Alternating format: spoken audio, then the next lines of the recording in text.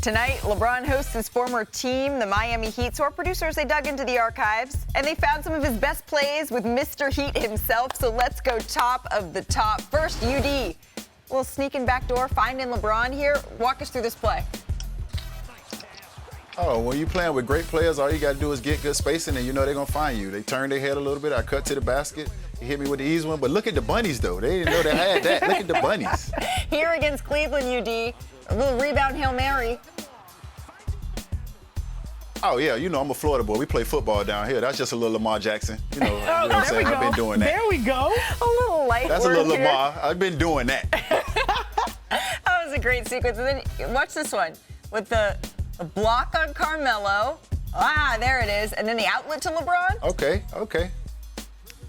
Oh, yeah. So anytime you get a steal, you got to know LeBron and D-Wade, they out first. First, they're going to knock you out the way to get that layup. So I know when I get a steal or a block, I'm looking for Bron and D-Wade, and that time I found Bron. You see who was in front of him, D-Wade. I got one more for you. In transition, LeBron.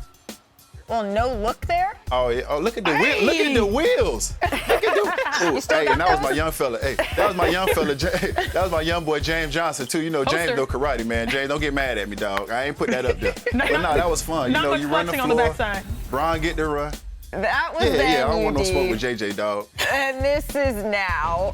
So sticking with the Heat, this is Miami this week. On Tuesday, Shams reported that the suspended Heat star Jimmy Butler reiterated in a face-to-face meeting with Pat Riley he wants to be traded. He will not sign a new deal with Miami. UD, I know you're in a spot here, but you're with us. You spent 20 years with Miami, 4 with Jimmy Butler, so I have to ask you, how do you think this plays out? What light can you shed on what will happen Friday when his suspension ends? Well, the light that I can share right now is that Jaime Jaquez Jr. is averaging 15 points a game right now on this road trip since Jimmy's been out. Nico is averaging 13 a game. The young guys are getting a chance to develop. But if you think I'm touching that conversation, you got a better chance of wrestling the alligator. I'm staying out of that. I ain't got nothing to do with that. That is above my pay grade. I don't want none of that smoke.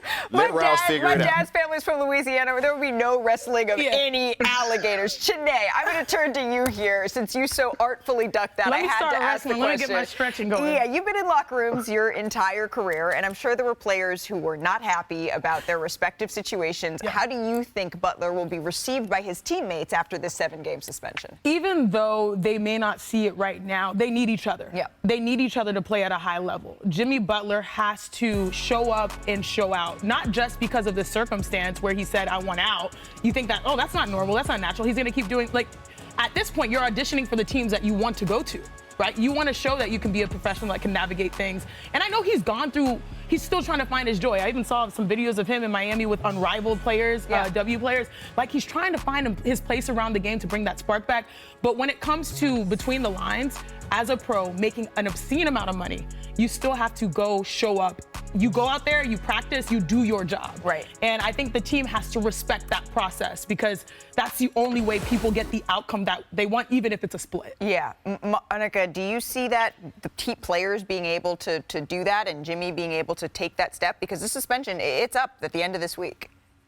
Listen, I think, and I'm going to defer to our colleague and friend, someone who we all love, Mark Spears, who just put out new heat on this very topic. Yes. And got quotes from Bam Adebayo saying that this Heat team believes they are enough with or without. It's such a delicate balance. Those guys still are in Heat uniforms, but I'm sure they have real relationships and trust in their teammate Jimmy Butler. But to the way Udonis played this whole conversation, if I'm playing, I got to play. I cannot worry about the things that I can't control. And so I do think that there's an understanding in sports in general that there's wiggle room for the best players to demand such things. But as far as the guys that are available, like UD said, shout out to Jaime Jaquez and company for capitalizing on the opportunity. But they do have enough, though. But like, I will say this, guys. I'm sorry. I will say this, guys. There's one thing that we do say. You either in or you out. There's no in between. And that's what I'm going to say. I'm going to leave it at that. You either in or you out. There's no in between. And if, you have a locker room that is in, UD, you know this better than we do. This feels like a year where there is some fluctuation in the Eastern Conference. Don't get me wrong. Boston and the Cavaliers are still head and shoulders above everybody else. But it does feel like there are some opportunities. This would be, on any other year, we would be talking about the Miami Heat as, hey, this could be a year that don't bet against the Heat. Heat culture, they could sneak in. But UD is absolutely correct, because we've been in locker rooms where, you pick up a ball, you you know what those feel like, whether you're in or out. And right now we know he's probably out. But they do have a lot of bright spots. I mean, this might be a blessing in disguise to Tyler Hero, who's having a career year. It might be a blessing in disguise for Bam Adebayo, who's been looking to take the next step in his game and also his leadership. Those guys know what it is. Yeah. They know what the ethic is. So it's going to be interesting to see. If Jimmy were to play, he has to be a professional. If he were not to, they'd still move on and they still have a lot of great runway ahead of them as a team. It takes two to tango. They have to find a partner, someone who looks for that. Go ahead, UD. Last word on this. Yeah. And right now they're tied right there with Milwaukee, I think in the 6th or 7th spot. So they have a chance if they can go on a winning streak to put themselves in a good situation. And you never know what happens in the playoffs. You got guys that have been to the finals. Bam has been to the finals. Yeah. Tyler has been to the finals. You're developing young players. And we got La Sposa Nostra, baby. So there is an opportunity down there for those guys if they can stay healthy. Absolutely. Jimmy Butler's suspension, it is expected to end on Friday. We will be tracking this story closely. UD, who boosts their performance tonight just across the street? LeBron and AD or Tyler Hero and Bam Adebayo? I got to go with my young boys. Tyler, Buzzcut Hero, been putting in that work this summer, and Bam is a guy who I like to tell him all the time. Look at AD. He dominates both ends of the floor. In my opinion, he's the most dominant big that dominates both ends. Look at him. So I'm going to go with my young guys. I know Bam got a little bit of extra something tonight. I like to debate UD, but I'm on the same point as you. I'm going to go with the young guys because we all know LeBron James, Anthony Davis at a high level. These guys are just scratching the surface of their success. Also, I feel like there's a little bit of a rivalry, right, between Bam and AD. Both guys that could be Defensive Player of the Year, Kentucky boys, gold medalist, NBA Finals type of situation. So I think Bam is trying to, remind him, hey, I'm out here too, right, UD? I disagree. I think LeBron against his former team, AD coming off getting that work from Wemby. What about this? Speaking of Wemby, Ja or Wemby? Oh, maybe. If the system glitches. UD, you can give us your answer verbally. Ja or Wemby? I'm going to stay with Ja on this one. I gotta stay with Ja on this one. I stuck with him the first time. I'm gonna stick with him now. I'm gonna stick with Ja. Right now, they're third in the West. Right now, he's one of the most exciting players in basketball. I think this is the year they take the leap. They're healthy now, so I'm gonna stay with Ja. All right. Since we're having some technical difficulties, we'll keep you with Ja. And if you want to make some picks, download the ESPN Bet Sportsbook app to claim your new player bonus. And for a limited time, unlock access to 30 days of ESPN Plus to stream exclusive live sports. Sign up with the promo code today to get started. All right, focusing back in on tonight's game, Steph and Anthony Edwards are the second game of our doubleheader right here on ESPN. So let's talk through the first one first, right? Embiid is out. Karl Anthony Towns looking like a game-time decision after he hit that finger in the last game. Two elite big men on paper nonetheless. So I think it's time to dust off a segment we haven't done in a while, but we've missed a lot. Haslem's Hierarchy here, ranking the best big men in the NBA. UD, who you got at number 5? Yes, well, first of all, I got to let you know, here in Haslem Hierarchy, availability is key. If your guy's not available, he can't be in my top 5. Deal. So at number 5, Domantas Sabonis. Quietly leading the league in double-doubles right now, averaging 20, 14, and 6. Old school type big, does a lot of banging and bruising right now, but I don't think he gets the credit he deserves. So he's my number 5. At number 4, Victor Wembanyama. He is an alien. He is doing things that we have never seen before. He might be the most naturally gifted big we have ever seen in this league. Already leading the league in blocks, but in my opinion, he could be number 1 after he gets a couple more mango seasons. He could be Defensive Player of the Year. He could be the best player in the world. He could be everything. The number 1 big, the number 1 player after a couple more mango seasons.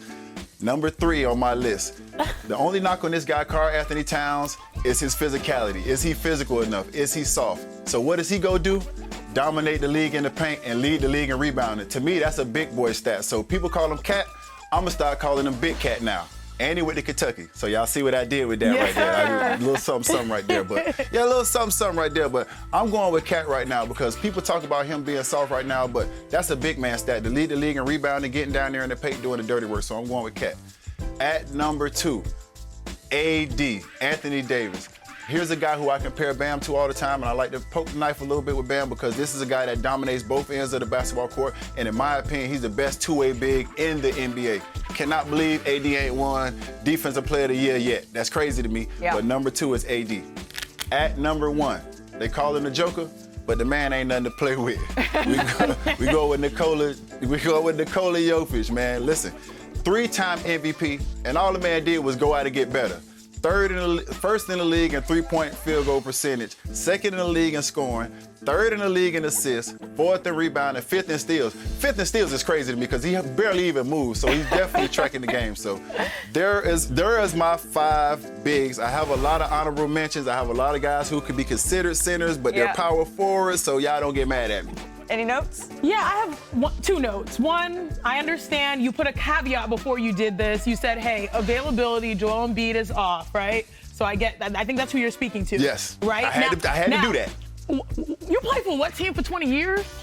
I'm surprised you didn't just cook up. This is your list, not Malika's list, not my list. You could have cooked it up and put Bam on there just for fun. No one's gonna argue with you, but I still stand by your list, okay? But you know what? Bam? Know what Bam gonna do when he see this list? He's gonna play better. Play even harder. This is some psychology. Yeah, this is just setting up tonight's game against the Los Angeles Lakers. I see you put AD on the list at number 2.